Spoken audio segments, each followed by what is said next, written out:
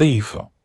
He said it the way a man drops a stone into a well, to hear how far down the bottom is, and to be sure everyone leaning over the rail heard it too.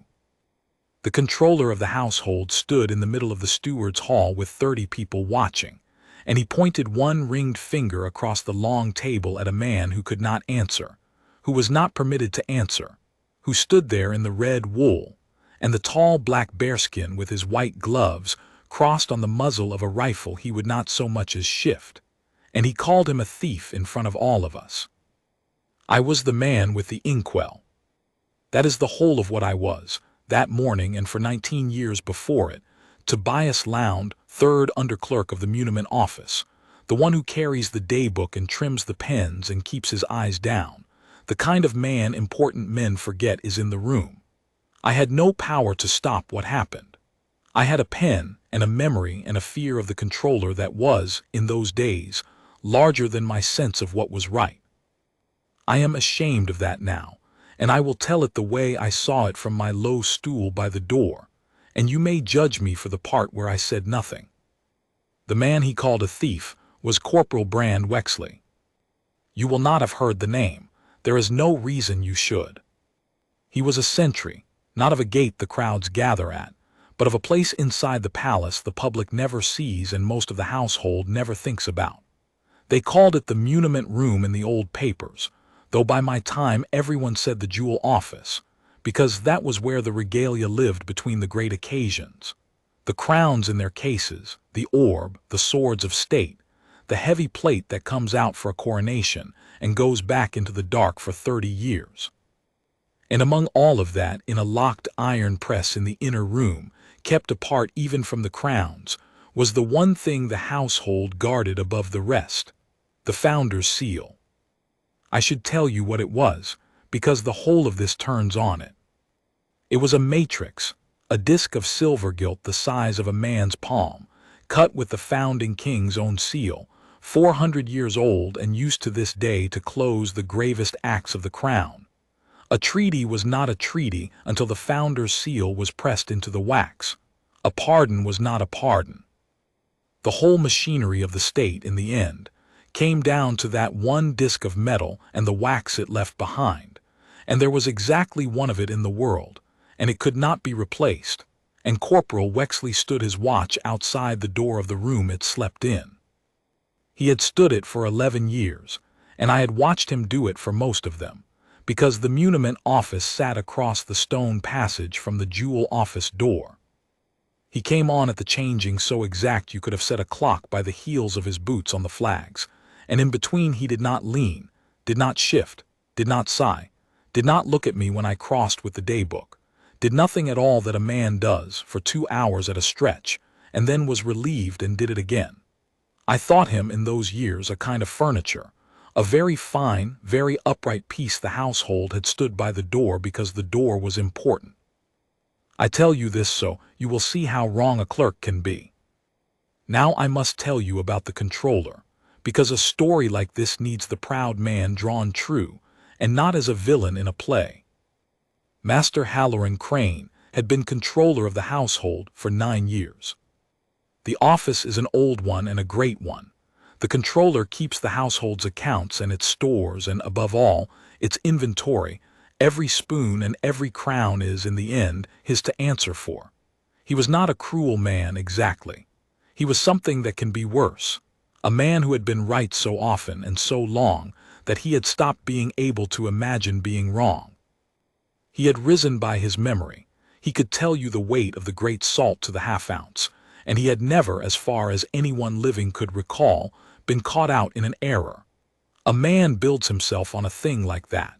And when a man has built himself on never being wrong, the day he is wrong becomes the most dangerous day of his life, for everyone near him. That day began for me with the bell. There is a bell in the jewel office that is rung only when the inner press is opened by the proper authority, and the regalia inspected against the inventory. So the household knows the regalia is being handled and not stolen, a small loud honesty 400 years old. It rang at 9:30 on a gray morning in the cold end of the year, and I marked the time in the daybook as I was bound to, and thought nothing of it, because the great winter audience was 3 weeks off, and the regalia was always checked before a great occasion. At 9:45 the bell rang again, twice, hard, which is the signal for the keeper of the office to come at once. And then there was a stillness in the passage I have never forgotten, the stillness of a place where something very bad has been discovered, and no one has yet decided what to do. Master Crane came out of the inner room with his face the color of cold ash and his hand pressed flat to the front of his coat as if he had been struck there, and his eye fell on Corporal Wexley standing his post by the door, and I watched the fear in him turn, the way you see milk turn, into something he could use. Into certainty. "The seal is gone," he said. He did not say it to Wexley. He said it past Wexley, down the passage, to the household at large, to the office boys and the underkeeper, and to me. "The founder's seal is gone from the press, and this man has stood at that door since the dawn watch."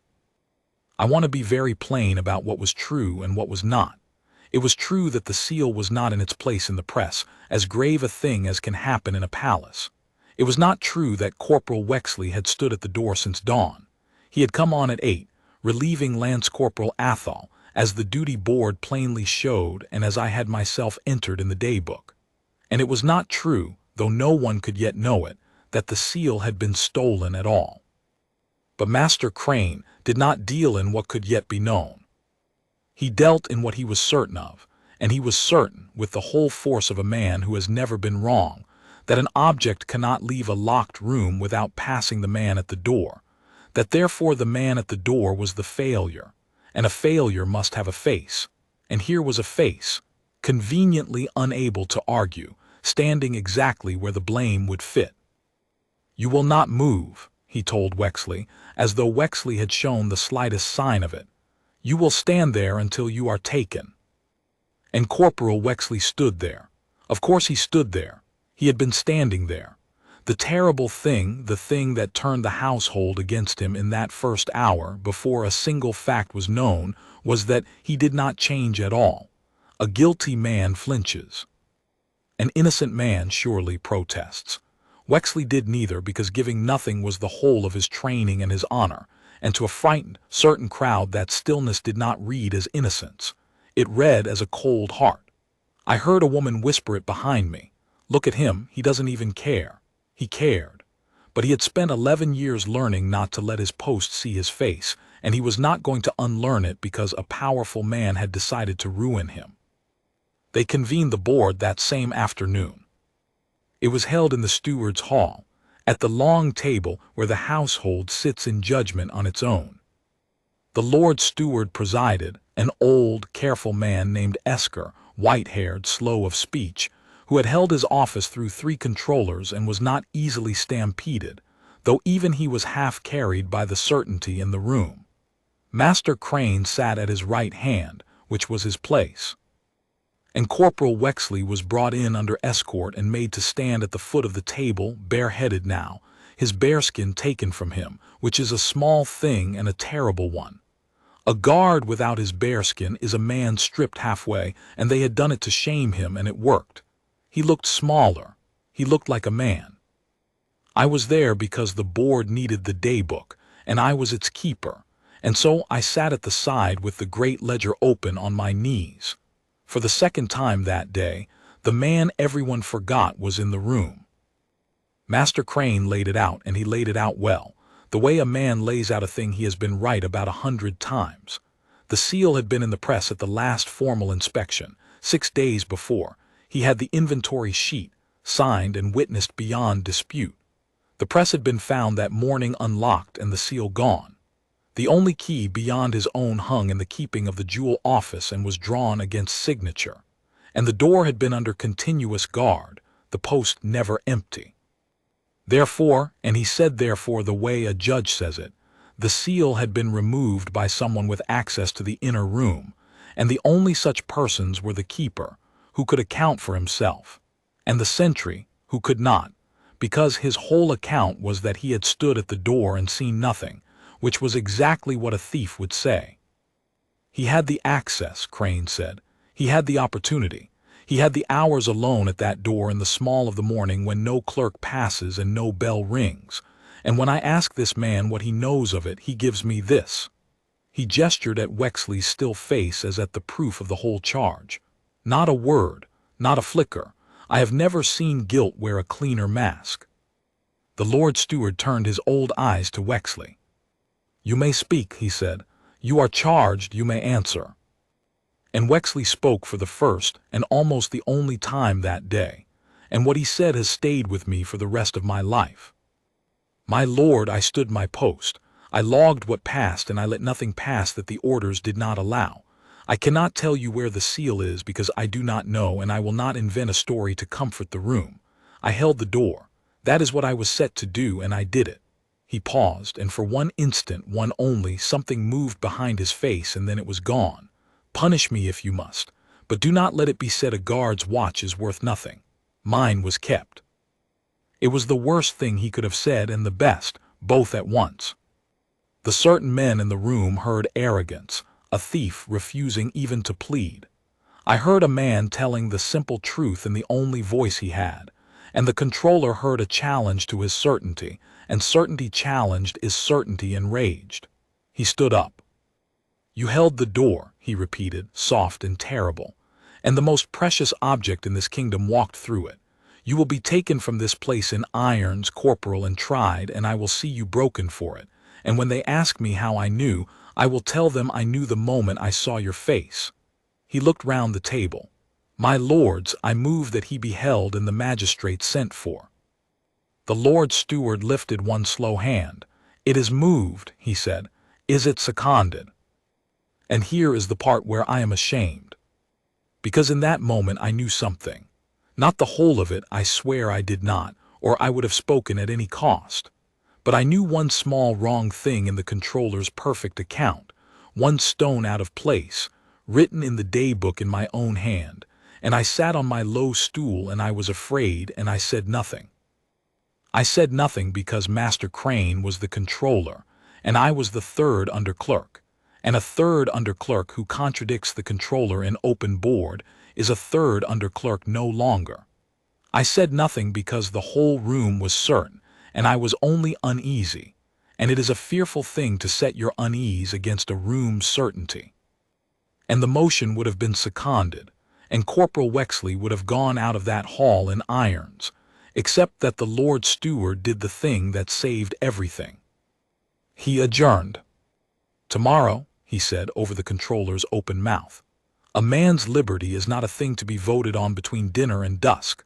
The corporal will be confined to the guardroom under his own officers, not in irons. I will not iron a man of the household on a single day's certainty. And tomorrow we will hear it again with every paper that bears on it laid on this table. Every paper, Master Crane. If the case is as plain as you say, a day will only make it plainer." He rose, which ended it. "Bring me the papers."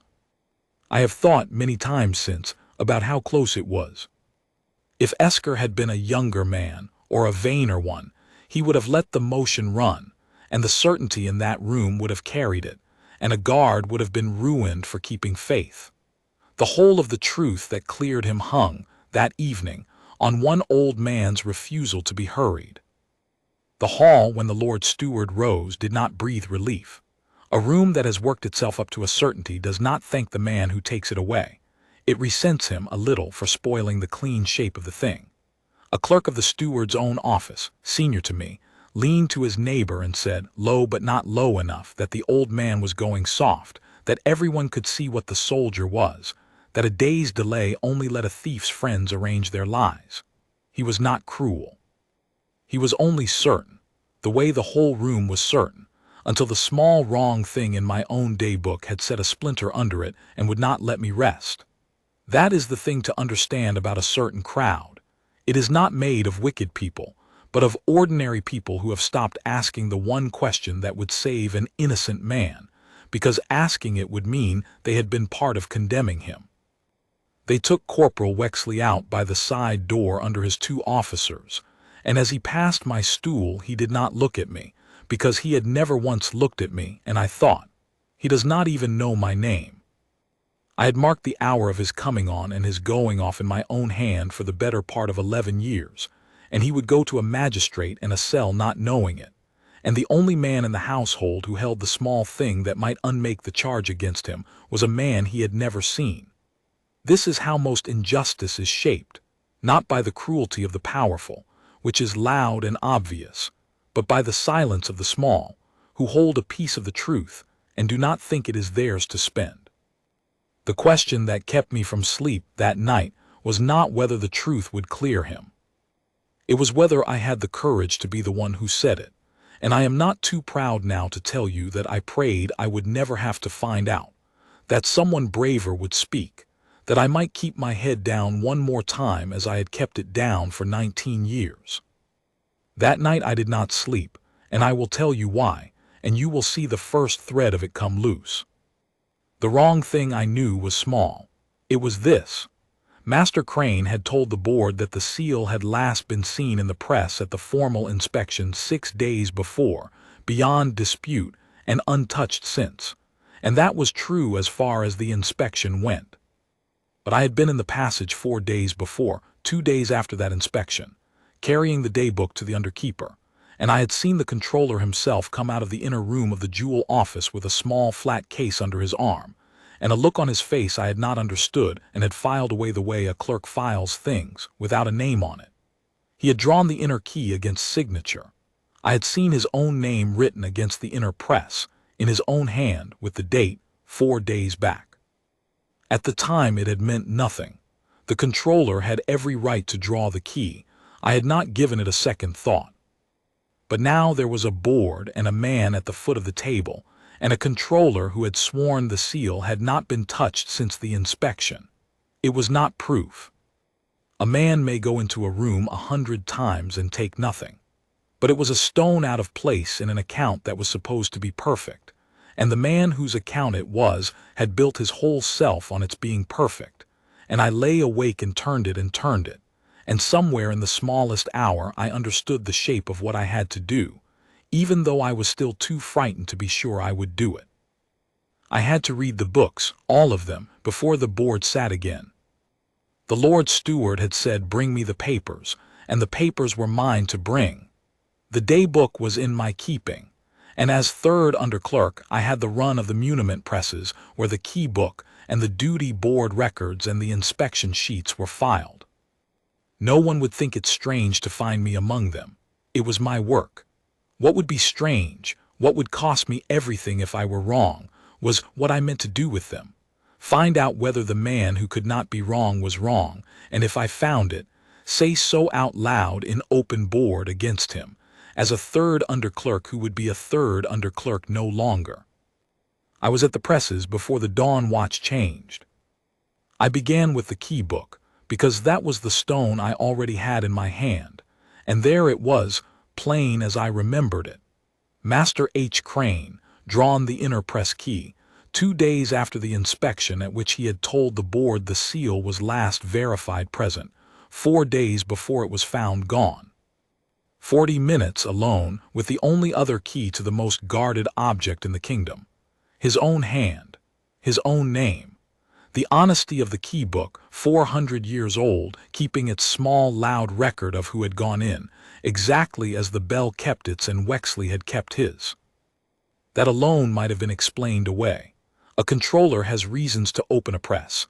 I drew the key, I answer for the inventory. I have drawn it 100 times. The page proved he had gone in. It did not prove what he had carried out. He would stand on that gap and call me an overtired clerk frightening himself in the dark, and the board, who wanted their clean ending back, would be glad to believe him. 1 stone out of place was not enough. I needed the whole wall to come down, not 1 loose stone but the line of them, each holding the next, until the certainty had nowhere left to stand.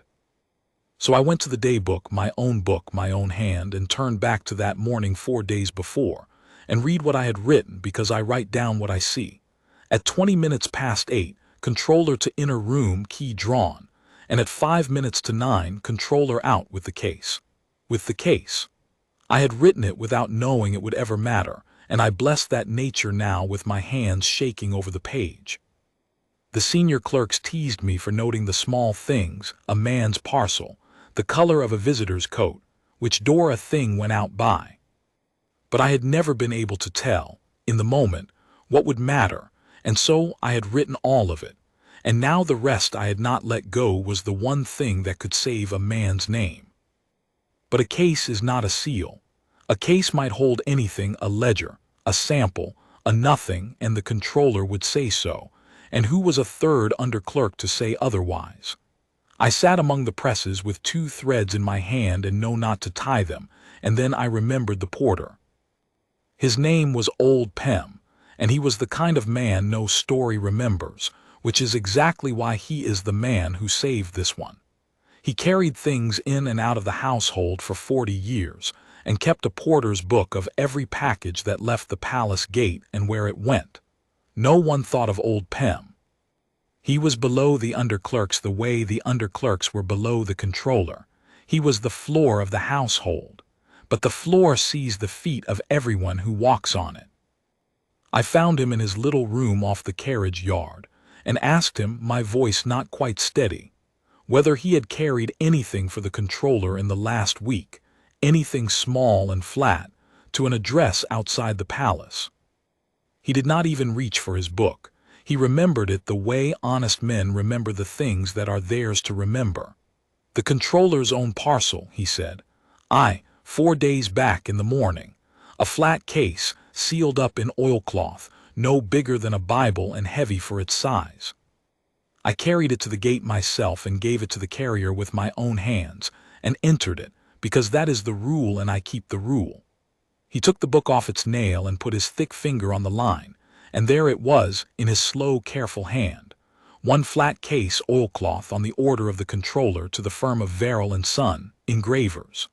Verrill does the household's fine work, repairs the plate, cuts the new dies when the old ones wear. He'd have a docket for it. The controller never sends a thing out without his own docket signed. He's a great one for the paper. A docket signed in his own hand, the 3rd thread and the knot to tie all 3. I did not yet understand why the controller had sent the founder's seal to an engraver, and then sworn it stolen. I did not need to. I only knew, with my heart going like a drum, that the man at the foot of the table had been telling the simple truth the whole time, and the docket would be in the controller's own outlet or file, kept in the muniment presses, in my keeping. It took me the better part of an hour to find it, for his file was thick. But I found it. A docket in his own clean hand, dated 4 days before the seal was found gone, and here my breath stopped, because a man so certain he would never be questioned does not bother to lie to his own files. Ordering the conveyance of 1 item, the matrix of the founder's seal, to Verrill & Son, for the recutting of the worn rim, to be returned before the winter audience. Signed Halloran Crane, Controller of the Household. I sat with that piece of paper in my 2 hands and understood at last the whole shabby shape of it, and it was not the shape of a villain, but of a proud man's vanity grown into the ruin of an innocent. He had not stolen the seal. He had sent it to be mended. The rim was worn, 400 years of pressing into wax wears even silver gilt. The winter audience was coming, and the controller, who took a craftsman's pride in the regalia, had sent the founder's seal out to be made beautiful again, quietly, on his own authority, meaning to have it back before anyone of consequence asked. It was no crime at all. His only true fault was that he had not entered it in the jewel office register where the keeper would see it, because he had meant it for a small quiet matter the great memory would hold without troubling the books, and the great memory which had never failed him. He forgot. And when he opened the press and found it empty, the man who could not be wrong reached not for the day book or the key book or the porter's book, the 3 honest records that would have told him the truth in 5 minutes, but for the certainty that the fault must lie outside himself, because the alternative was unthinkable, that he had been wrong. And so he laid his own forgetting, with the whole force of 9 years' authority, on the shoulders of a man who had done nothing but keep faith. I had it all now. The day book, the key book, the porter's book, the docket in his own hand. The truth that cleared Corporal Wexley lay on the press in front of me in 4 honest records, and there was only one thing left to be afraid of, which was myself. Because I could have done a coward's thing even then. I could have given the papers to the Lord Steward privately, in a corridor, and kept my own name out of it. The Comptroller quietly told, the case quietly dropped, the guard quietly returned to his post, and no powerful man ever knowing a third under-clerk had been the hinge of it. That was the safe road. I stood at the head of the muniment stairs with the 4 records in a folder under my arm and very nearly took it. What stopped me was the memory of Wexley's face, not its stillness, but the one instant it broke, when he said, "Do not let it be said a guard's watch is worth nothing." He had not asked to be cleared. He had asked only that the keeping of faith should still mean something. And I thought, if I do this in a whisper, then it will be the powerful man's mercy that saves him, and not the truth, and the household will go on believing the small honest records men like me keep count for nothing against the certainty of men like Crane. I had spent my whole life keeping those records and believing in secret they were beneath notice. Here was the one day they were the only thing that mattered. I was not going to whisper them. I went up to the steward's hall, and I waited for the board to sit. It sat at the appointed hour. The Lord Steward took his place. The Comptroller took his at the right hand, and a night's certainty had hardened him further, for he carried his inventory sheet and his key-book like weapons. Corporal Wexley was brought in again at the foot of the table, bareheaded still, and stood as he had stood, eyes forward, giving nothing, and the room read his stillness as before, as the cold heart of a thief, and braced itself to be done with him. "My lords," the Comptroller began, "I have laid the papers as the Lord Steward bid me. The inventory, the key-book, they confirm what I said yesterday.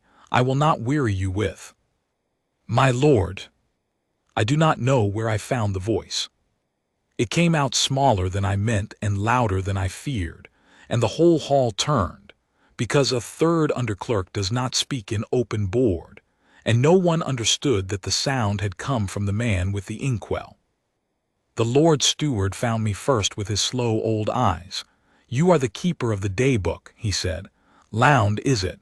You have something for the board.' 'I have the papers, my lord, that you bid be brought, all of them.' My hands were shaking, and I let them shake. I had decided on the stairs that the truth could be told by a frightened man as well as a brave one. The Comptroller has laid too. There are more that bear on the matter. I am bound to lay them, my lord, because you said every paper, and because they are true." The Comptroller's head had come round. I had never in 19 years been the object of his full attention, and it was like standing in a cold wind. "My lord," he said, with a thin smile for the board, "the under-clerk is overwrought. Whatever scrap he thinks he has found, I am sure. Let him lay them." The Lord Steward did not raise his voice. He never raised his voice. "I said every paper. I meant the under-clerks as much as the Comptroller's. Lay them, Lound." So I laid them. I came up off my low stool with the folder under my arm and my legs not quite my own, and crossed the floor of the steward's hall. All those years I had crossed it sideways, keeping to the wall, and now I walked up the middle of it to the long table and set the records down one at a time, and named each as I laid it. "The duty board, my lord," I laid it. "It shows Corporal Wexley came on at 8, relieving Lance Corporal Athol. He did not stand that door since the dawn watch, as was said yesterday. He stood it from 8, and the day book agrees. A small thing. I lay it only so the board will know the account it was given was wrong in a part that could be checked, and ask what else might be wrong that could not. The key book, my lord," I laid the second. I did not look at the Comptroller. If I looked at him, I would falter. Master Crane told the board the seal was untouched since the inspection, 6 days back. The key book does not agree. It shows the inner press key drawn 2 days after that inspection, 4 days before the seal was found gone. The hand that signed for it is here, and the board may read whose it is." The Lord Steward turned the key book toward himself and was a long time reading one short line. He did not say the name. He looked up the table past me to the man at his right hand. "That is your hand, Master Crane," he said. It was not a question. "I drew the key," the controller said, and his voice came back up into its old certainty. It was a good recovery. "Of course I drew the key. I answer for the inventory. I have drawn it 100 times in 9 years. It proves I did my work and nothing else. The clerk has been up all night frightening himself with the ordinary. The seal was there when I left it, and gone when this man, the finger again at Wexley, had stood the door. The day book, my lord," I laid the third. "My own book, my own hand. The same morning the key was drawn. I wrote, 'Controller to inner room, key drawn, 20 past 8, and at 5 to 9, controller out with the case.' I let it sit. A flat case, my lord. He carried something out of that room 4 days before he stood here and swore it had not been touched." The controller's recovery did not hold this time. He opened his mouth on the same answer, a ledger, a sample, a nothing, and the Lord Steward lifted one finger off the table, and the answer stopped in his throat. "There is more," he said. "A docket, my lord, in the controller's own outletter file in my keeping, signed in his own hand." My hand shook so that the paper trembled, and I let it. "It orders the conveyance of one item, 4 days before the seal was found gone, and the item is named, for a man so sure he would never be questioned does not lie to his own papers. The matrix of the founder's seal, sent to Verrill and Son, engravers for the recutting of the worn rim, to be returned before the winter audience." The porter carried it to the gate and entered it in his own book. "Verrill has it now. It is not stolen. It was never stolen. It was sent to be mended, and the order is signed Halloran Crane, controller of the household." I laid the docket on top of the others and stepped back, and the hall was so silent I could hear the winter rain against the high windows. The Lord Steward read it slowly, the whole of it. Then he set it on the pile of small, honest records that a third under-clerk had carried up the middle of the floor, and looked at the man at his right hand, and the thing did not need cruelty. It only needed to be seen. "You sent it to be mended," the Lord Steward said, "and you forgot." A lie was still there, and Crane was clever enough to reach it, a countermanded order, some further paper, days to disprove. He had talked his way over harder ground. But he sat with the 4 records in front of him, in his own hand and mine and the porter's, 400 years of small, loud honesty all pointing one way, and I watched the last of his certainty go out of him the way a fire goes out, the heat first and then the light. And he did the one thing I had not thought him capable of, the thing that has made me, in the end, unable to hate him. He said yes. Just that. Not yes, but not yes however.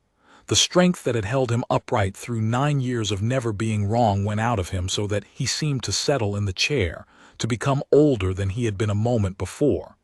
"I sent it to be mended," he said, and his voice was only a voice now. "I did not enter it in the keeper's register because I did not think I needed to. Because I never forget. The whole hall watched a man arrive, late and in front of everyone, at the one fact he had spent his life outrunning. And I forgot." He turned in his chair. It cost him. I saw it cost him, and looked down the length of the table to where Corporal Wexley stood bareheaded under escort, eyes forward, giving nothing. The way I now understood was the only thing holding the man together. "I called you a thief," the controller said to him. He made the hall hear it. That was the second thing he did that I cannot hate him for. He had ruined the man in the open before 30 people, and he said this in the open before the same 30. "I took your silence for guilt because I needed it to be guilt, because if it was not your failure at the door, then it was mine at the press, and that I could not look at. You told us the truth in the only words you had, and we heard arrogance because we had already decided. The arrogance was mine, Corporal. The whole of it was mine." And Corporal Wexley, who had stood 11 years at that door and one terrible day at the foot of that table, did the thing that I have carried with me longer than any other part of it. He came to attention. He had no bearskin to make it whole and no rifle in his hands. a man stripped halfway and disgraced, and he straightened all the same to the full of it, heels together. And he looked at the man who had tried to break him, and he said, "My lord, I ask nothing." The Lord Steward leaned forward. "You are cleared, Corporal," he said. "The board will say so in writing in the same hall where you were charged, and the saying of it will be as public as the charge. You are owed a great deal. Name it." "My lord, I ask nothing." Wexley said it the same way the second time, level, without heat, the way he said everything.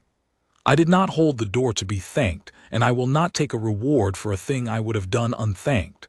I stood my watch. I claimed it yesterday when it was like to ruin me, and I claim it today when it clears me, and it is the same claim, and it wants nothing from this board but to be let stand." He paused, and for the second time in 2 days the stillness in his face moved, 1 instant only.